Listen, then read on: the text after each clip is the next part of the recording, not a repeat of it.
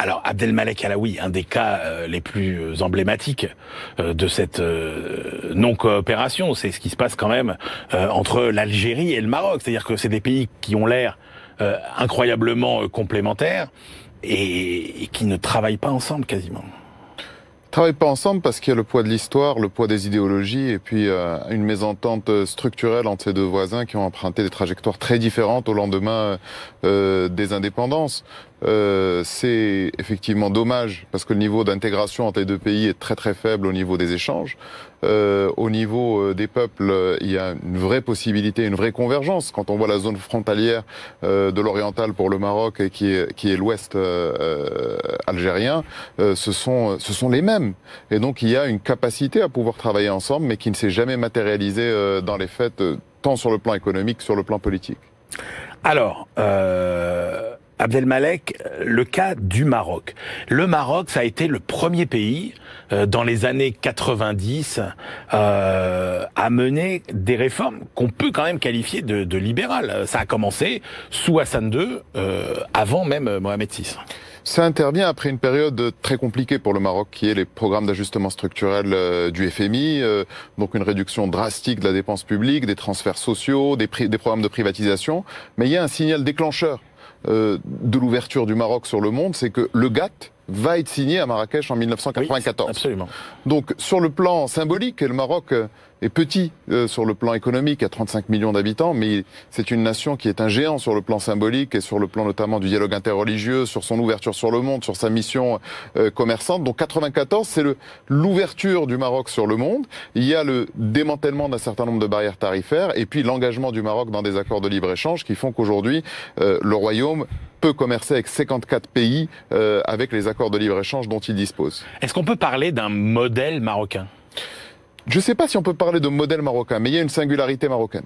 Il y a une singularité dans la trajectoire et il y a une singularité dans le fait que ce pays a une stabilité macroéconomique et institutionnelle qui lui permettent de pouvoir franchir un certain nombre d'écueils. Pourquoi le Maroc est resté à l'abri est resté à l'écart en tout cas des printemps arabes? Il n'y a pas eu de poussée de fièvre majeure comme dans les pays voisins. Alors, il y a deux raisons. Il y a une raison qui est conjoncturelle, qui est qu'un certain nombre de réformes anticipatrices ont été entreprises par Mohamed VI dès le début des années 2000. Il y a l'instance équité-réconciliation qui est très importante pour le travail mémoriel sur ce qui s'est passé avant l'avènement au trône de Mohamed VI. Et il y a également un certain nombre de grands chantiers qui ont été lancés. Toute la première période de règne de Mohamed VI, c'était de l'investissement public massif. C'est quoi sa ligne c'est quoi sa colonne vertébrale philosophique, presque idéologique, j'ai envie de dire, sa vision de l'économie. Parce qu'en fait, il est assez difficile à suivre. Quand vous regardez, effectivement, vous citez les premières années. Les premières années, c'est plutôt une inspiration keynésienne, où il y a des grands investissements. Après, on voit plutôt une inspiration plus libérale, plus tournée vers la compétitivité. Et alors après, il y a ce qu'on appelle l'inspiration haussmannienne. Alors haussmannienne, c'est pas notre Haussmann à nous, c'est Ricardo Haussmann, le grand économiste vénézuélien. On peut séparer comme ça les grandes périodes. Et alors finalement, l'idée directrice, c'est quoi ? L'idée directrice, c'est que le mandat d'un dirigeant lorsqu'il est monarque est d'abord un mandat biologique. Donc il faut trouver des réponses pragmatiques à des problèmes concrets. Dans le cas du Maroc, en 1999, il fallait construire un outil productif qui pouvait se déployer sur le monde, que ça soit dans l'industrie ou que ça soit dans les services.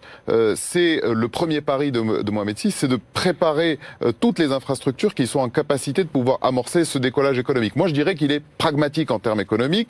Aujourd'hui, en 2020, il y a même une commission spéciale qui est en charge de réfléchir au nouveau modèle de développement parce que cette croissance importante qu'a connue le Maroc au cours des 20 dernières années a entraîné également des distorsions sur le plan de la répartition des revenus et a accru les inégalités, même si le médian de tout le monde a augmenté, qu'il y a beaucoup de gens qui ont été tirés de la grande pauvreté et que le taux de chômage a été divisé par 2 en 20 ans. Mais je dirais que l'approche de Mohamed VI en matière économique est une approche extrêmement pragmatique en essayant d'utiliser la position du Maroc, la géoéconomie, en utilisant les atouts que nous avons et surtout en essayant de dépasser le fait qu'il n'y a pas d'industrie extractive dans le royaume. Alors, en même temps, c'est vrai que là, on l'a vu avec Alexandre, un peu le symptôme qu'on voit dans tous les pays de la région, c'est quand même cette difficulté du secteur privé à décoller. Oui, il y a d'abord un déterminant culturel. Le secteur privé marocain a souvent été dépendant de la commande publique, très fortement dépendant de la commande publique, et puis il n'y a pas eu de mouvement de consolidation, il n'y a pas eu d'entreprises qui pouvaient devenir des champions nationaux avant les années 2000. Et comme souvent c'était de l'actionnariat familial, patrimonial, il n'y avait pas cette culture d'entreprise qui permettait de rentrer des administrateurs, de donner plus d'agilité, de souplesse aux entreprises marocaines pour qu'elles puissent se projeter sur le monde. Et puis il y a aussi la résurgence de comportements qui sont parfois kleptocrates, où ils sont captifs de la rente, où on préfère mettre du capital dans l'immobilier plutôt que de le mettre dans le secteur industriel. Tout ça, ce sont des éléments qui sont consubstantiels d'un pays qui est en voie de développement et qui est dans une phase post-colonisation. Il y a du trial and error. On essaye de trouver au Maroc les chemins qui permettent de dynamiser le secteur privé. C'est encore un chemin en construction.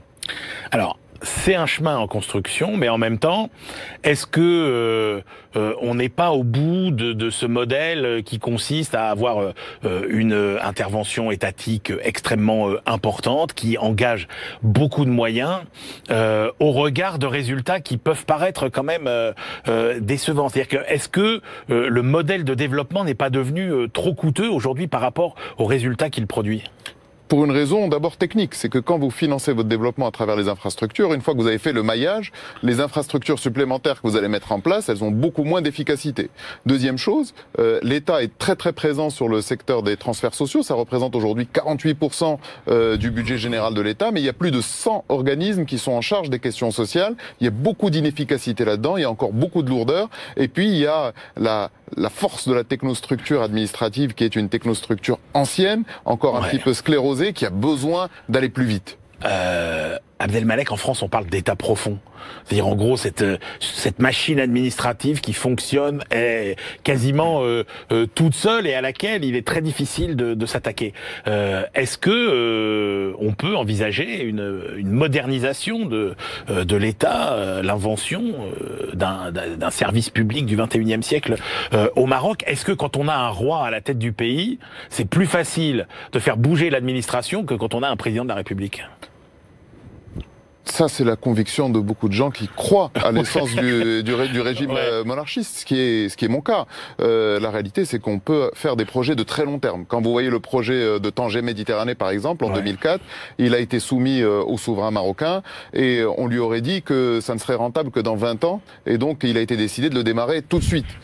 Si le leader du pays avait été entravé par le fait qu'il fallait qu'il se représente, qu'il aille aux élections, peut-être que cet investissement n'aurait pas eu lieu.